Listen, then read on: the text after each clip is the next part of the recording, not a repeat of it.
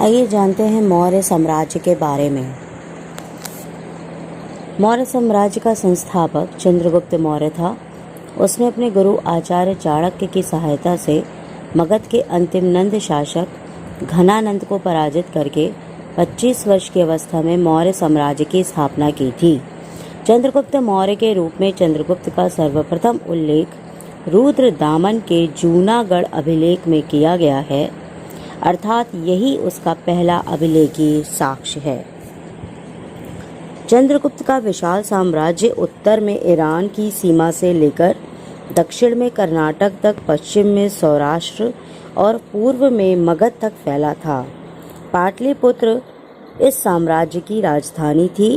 चंद्रगुप्त मौर्य ने अपने जीवन के अंतिम दिनों में अपने पुत्र के पक्ष में सिंहासन त्याग करके जैन भिक्षु भद्रबाहु से जैन धर्म की दीक्षा ली और भद्रबाहु के साथ दक्षिण में श्रवण बेलगोला नामक स्थान पर जाकर चंद्रागिरी पर्वत पर संलेखना विधि द्वारा प्राण त्याग दिए। चंद्रगुप्त की मृत्यु के पश्चात उनका बेटा बिंदुसार सम्राट बना। अपने पिता की ही तरह बिंदुसार भी जिज्ञासु था तथा विद्वानों एवं दार्शनिकों का आदर करता था। पुराणों के अनुसार बिंदुसार ने 24 वर्ष तक शासन किया। बिंदुसार की मृत्यु ईसा पूर्व सन 270 में हुई। अशोक ने बिंदुसार के कई बेटे थे, उसमें से एक अशोक भी था। अशोक ने अपने सबसे बड़े भाई सुसीम की हत्या करके सत्ता प्राप्त की थी।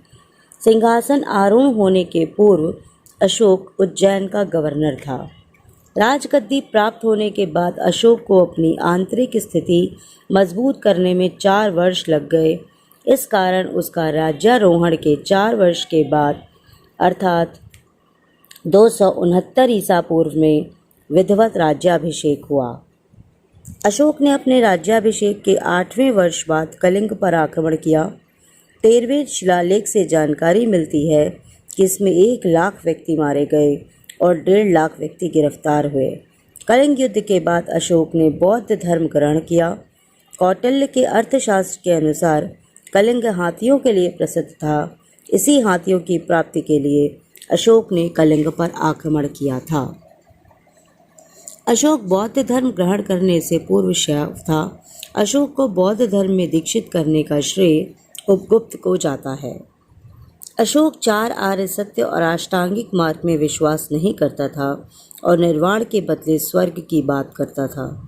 अतः अशोक का व्यक्तिगत धर्म बौद्ध धर्म हो सकता है, परंतु अशोक ने जो धम्म की परिभाषा दी एवं धम्म का जो स्वरूप पेश किया वो नैतिक आचरणों का संग्रह था। अपने अभिषेक के 13वें वर्ष धर्म महामात्र नामक अधिकारी की उसने नियुक्ति की। अशोक ने बौद्ध धर्म के भिक्षुओं हेतु गुफाएं प्रदान की, जो आजीविकों को भी गुफाएं दी। इस प्रकार अशोक एक धर्म सहिष्णु शासक था और उसका धम्म कई धर्मों का सार था। उसने बौद्ध धर्म के प्रचार हेतु कई धर्म यात्राएं की। वह बोध गया, नीग, लिवा, लुम्बिनी आदि स्थानों पर गया। उसने कई प्रकार की धर्म लिपियाँ खुदवाकर उपदेश एवं शिक्षाएं दी। उसी के ही शासनकाल में पाटलिपुत्र में बौद्ध धर्म की तृतीय संगीति हुई।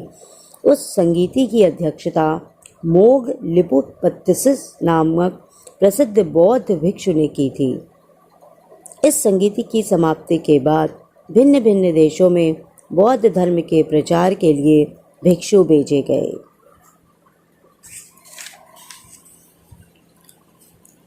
अशोक के ज़्यादातर अभिलेख जिन विभिन्न लिपियों में पाए गए हैं, उनमें विदेशी लिपियों के साथ एक भारतीय लिपि का भी प्रयोग किया गया है, जिसका नाम है खरोष्ठी लिपि। अशोक के लगभग सभी अभिलेख ब्राह्मी लिपि में लिखे गए हैं, परंतु जो अभिलेख भारत के उत्तर पश्चिमी सीमा प्रदेश में मिले हैं, वह खरोष्ठी लिपि में खोदे गए हैं। खरोष्ठी लिपि दाहिने से बाएं की ओर लिखी जाती है। इस लिपि का प्रयोग अशोक के पहले नहीं दिखाई पड़ता।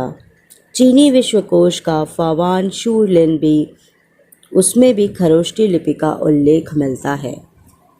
आइए जानते हैं ब्राह्मी लिपि की क्या विशेषताएं होती हैं। ब्राह्मी लिपि की कुछ खास विशेषताएं होती हैं जो किसी भी लिपि से मेल नहीं खाती। ब्राह्मी के अक्षर उच्चारण के आधार पर लिखे जाते हैं। वह एक स्वतंत्र लिपि है। उसमें 46 चिन्ह हैं। उसमें दीर्घ एवं ह्रस्व मात्राओं का प्रयोग मिलता है। इसमें अनुस्वार, अनुनासिक तथा विसर्ग का प्रयोग किया जाता है। इसमें अक्षरों का ध्वनि संबंधी विभाजन उच्चारण के आधार पर हुआ है। चिन्ह के द्वारों स्वरों का संबंध व्यंजन से किया गया है। मौर्य के काल में वहाँ का केंद्रीय प्रशासन, वहाँ की आर्थिक व्यवस्था बहुत अधिक सुदृढ़ थी। मौर्य साम्राज्य को सुचारू रूप से चलाने के लिए कौटिल्य ने राजा के सप्तांग सिद्धांतों का प्रतिपादन किया। उसके अंग थे राजा, अमात्य, जनपद, मित्र, सेना, कोष और दुर्ग। शासन की सुविधा के लिए चंद्रगुप्त मौर्य ने अपने विशाल साम्राज्य को 4 भागों में बांटा था। अशोक के समय उनकी संख्या 5 हो गई थी। 5वां भाग कलिंग का था। वो भाग थे उत्तरापथ, अवंतररठ, दक्षिणापथ, प्रासी और कलिंग।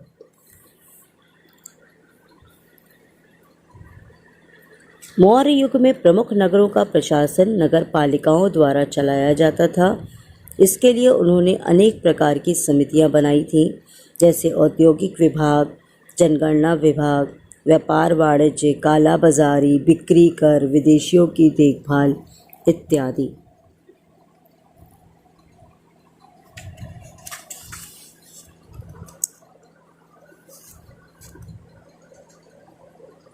अशोक के शासनकाल में बहुत से लोगों ने बहुत सारी किताबें लिखी, जिसमें उन्होंने चंद्रगुप्त मौर्य के शासनकाल की वर्णन किया। जैसे कौटिल्य ने अर्थशास्त्र लिखी, विशाख दत्त ने मुद्रा राक्षस लिखी, टॉलमी ने वर्ल्ड ज्योग्राफी और मेगास्थनीज ने इंडिका नामक किताब लिखी। इसके अलावा मौर्य काल में गुप्तचर प्रणाली की भी व्यवस्था थी। कई प्रकार के गुप्तचर रखे जाते थे। जो गुप्तचर देश से बाहर गुप्तचरी करते थे एवं दूसरे राज्य में समस्या उत्पन्न करते थे, वे गूढ़ पुरुष कहलाते थे। जो गुप्तचर देश के भीतर गुप्तचरी करते थे, वे स्पर्श कहलाते थे। जो गुप्तचर स्थायी रूप से एक जगह टिककर गुप्तचरी करते थे, उन्हें संस्था कहा जाता था। उसके ज़माने में वेश्याएं भी गुप्तचरों के पदों पर नियुक्त की जाती थी। मौर्य काल के समय उनकी आर्थिक व्यवस्था का आधार कृषि था। राजकीय भूमि को सीता भूमि कहते थे। पहली बार मौर्य काल में ही शूद्रों को कृषि कार्यों में लगाया गया। वर्षा को नापने के लिए एक यंत्र लगाया जाता था, जिसे अरतनी कहा जाता था। वर्षा की इकाई द्रोण थी। गांवों को भी भू राजस्व के हिसाब से श्रेणीबद्ध किया गया था। जैसे जो गांव करमुक्त थे, उन्हें परिहारिक कहते थे। जो गांव सैनिक प्रदान करते थे, उन्हें आयुधी कहते थे। जहां अनाज, पशु एवं सोने के रूप में कर लिया जाता था, उसे हिरण्य कहते थे। कच्चा माल देने वाले गांवों को कुप्य कहते थे। बेगार देने वाले गांवों को विष्टि कहते थे। भू राजस्व की राशि का कुल उत्पादन 1/4 भाग थी, परंतु कहीं कहीं पर कुल उत्पादन 1/6 निर्धारित किया गया। इसीलिए राजा को षटभागी भी कहा जाता था। गांव में अनेक प्रकार की भूमियां हुआ करती थी। जैसे जोत वाली भूमियों को कृष्य कहते थे।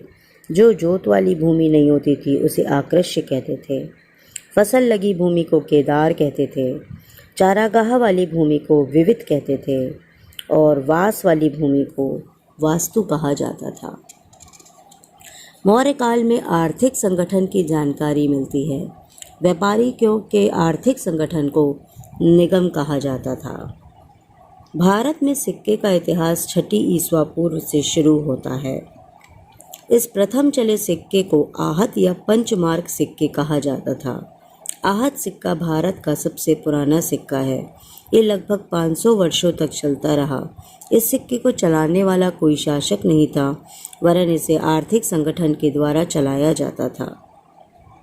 सर्वप्रथम जिस राजनीतिक वंश ने इसे अपनाया वो था नंद वंश। किसी भी सिक्के पर किसी शासक की आकृति नहीं थी, कोई लेख लिखा हुआ नहीं होता था। उस जमाने में शतमान चांदी के सिक्कों को कहते थे। करशा, पड़ धारण ये भी चांदी के सिक्के हुआ करते थे। मासक, कांकड़ी, अर्ध कांकड़ी ये तांबे के सिक्के हुआ करते थे। मुद्रा से संबंधित एक ग्रंथ लिखा गया जिसका नाम रूप सूत्र है। टकसाल का अध्यक्ष जो था उसे लक्षणा अध्यक्ष कहा जाता था। इस तरह से उस जमाने में आर्थिक व्यवस्था बहुत अधिक सुदृढ़ थी। मौर्य काल में स्थल मार्ग की अपेक्षा नदी मार्गों को अधिक आसान माना जाता था, क्योंकि नदियों में सुरक्षा का खतरा नहीं होता था। उस जमाने के महत्वपूर्ण बंदरगाह थे ताम्रलिप्ति, मसूलीपट्टनम, भड़ौच, सुपारक। उस समय तालाब एवं बाटों पर राज्यों का नियंत्रण था। उसका निर्माण भी राज्य के द्वारा किया जाता था। तक्षशिला का शहर शिक्षा एवं संस्कृति का प्रधान केंद्र था। वहाँ पर दो प्रकार के छात्र होते थे, धनी छात्र और निर्धन छात्र।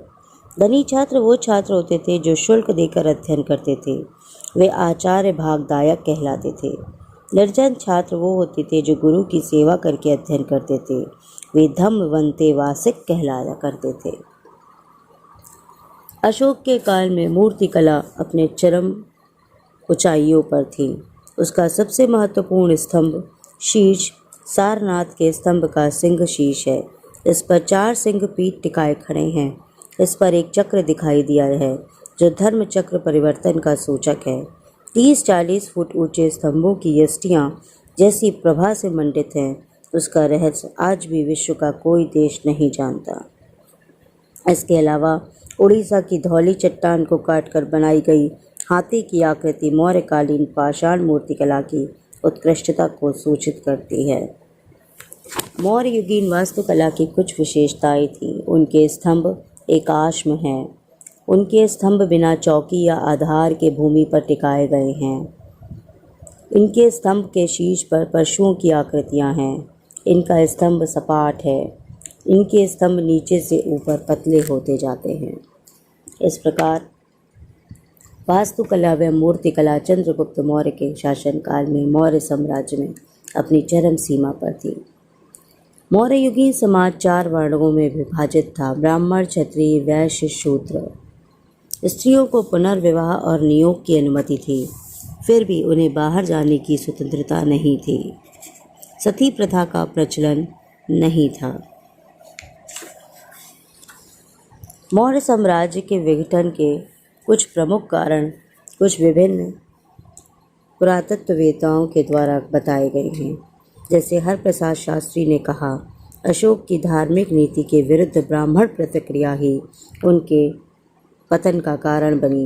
हेमचंद्र राय चौधरी ने कहा, अशोक की शांति प्रियता और अहिंसा की नीति दूरस्थ प्रांतों के शासकों का अत्याचारी होना उनके पतन का कारण बनी। निहार रंजन राय कहते हैं, पुण्य मित्र की राज्य क्रांति उनके पतन का कारण बनी। रोमिला थापर बताते हैं कि प्रशासन का अत्यधिक केंद्रीकरण और सिविल सेवा जैसी परीक्षाओं का न होना उनके पतन का कारण बनी। D.N. झा कहते हैं, मध्य गंगा घाटी की भौतिक संस्कृतियों का अन्य क्षेत्रों में प्रसार ही उनके पतन का कारण बने। इस प्रकार से कई ऐसे कारण थे। मौर्यों की वंशावली भी मैं आपके साथ शेयर करने जा रही हूँ। चंद्रगुप्त मौर्य का शासनकाल 321 से 298 ईसा पूर्व था, जो कि मौर्य वंश का संस्थापक था। बिंदुसार 298 से 272, जो कि चंद्रगुप्त मौर्य का पुत्र था। बिंदुसार के कई पुत्र थे, जिसमें प्रमुख थे सुसीम, अशोक और तिस। फिर अशोक राजा बने 269 से 232 ईसा पूर्व तक। अशोक की भी कई रानी थी, विदिशा देवी, पद्मावती, कार्वकी आदि। इसके बाद राजा बने कुणाल, जो कि रानी पद्मावती के पुत्र थे, 232 से 224 तक। इसके बाद कई अन्य राजा हुए। अंतिम शासक थे वृहद्रथ, जो कि 191 से 187 ईसा पूर्व था। इस प्रकार ये मौर्य साम्राज्य का शासनकाल मैंने शॉर्ट में आपके साथ शेयर किया है। धन्यवाद।